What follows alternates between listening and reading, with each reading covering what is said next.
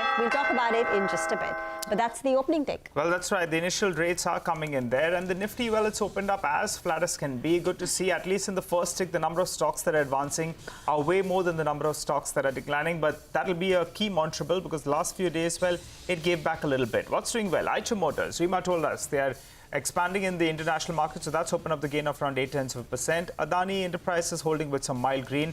And ICICI Bank from the frontline names, well, they has opened in the green as well. SBI Life, well, that stock is down close to around 1% from the Nifty Nifty losers itself. And Kotak Mahindra Bank as well is down close to around 1%. Moving to the F&O stocks then, you have Oberoi Realty that continues a bit of a pullback that it's seen from recent lows. It's up 1.5%. Intellect Design as well has opened up with some green. On the flip side, you have BEL that's opened up with some losses, down close to around 0.7% as we speak. And GMR projects as well, airports, that's a little bit lower. As flat as can be, the Nifty start, as the SGX Nifty suggested.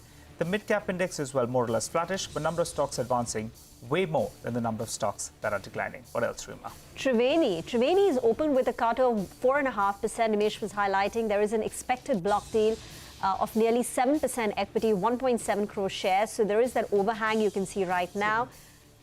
It's taken place. Okay, so that block deal has taken place. There is that corporate restructuring taking place in that entire group. So Triveni Engineering has opened with a downtick. A large block deal, 11.4% equity, has changed hands early in the morning. The stock price is currently at 280 rupees. FACT, which was a momentumizer for the day, continues to be higher. This, I think, would be the third consecutive day where FACT, the fertilizer name, has opened up with strength, and RCF is another big mover. Keep your eye on some of these crude beneficiaries. So whether it's paints like a Kansai, or a Berger Paints, or maybe even aviation companies, because crude prices are lower. That is the raw material for paint companies as well as aviation companies. So let's see whether there is that bit of an uptick.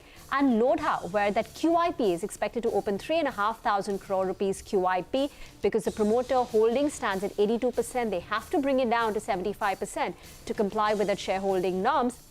But Lodha has opened with a cut of close to about 2.5%. Off late, Prashant, all these blocks, the supply has been getting absorbed very well in the market. Very well, and there's more to come though. That's the only thing. And hopefully that also, without too much disruption, gets absorbed. Well, let me just quickly run you through a couple of other stocks and what they're doing.